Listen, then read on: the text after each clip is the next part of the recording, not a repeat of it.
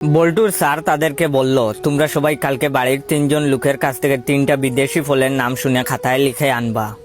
বল্টু বাড়িতে গিয়ে বাবাকে জিজ্ঞেস করলো, বাবা একটা ফলের নাম বললো তো।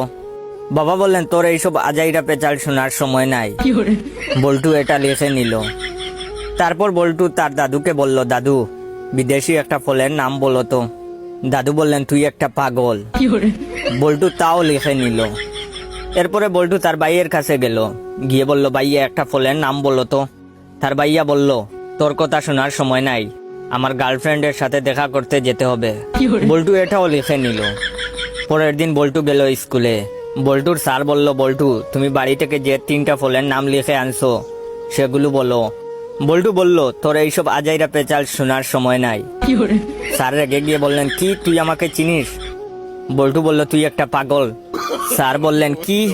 চল তোরে প্রিন্সিপালের কাছে নিয়ে যাব। তখন বল্টু বলল, তোর কথা শোনার সময় নাই, আমার এখন আমার গার্লফ্রেন্ডের সাথে দেখা করতে যেতে হবে।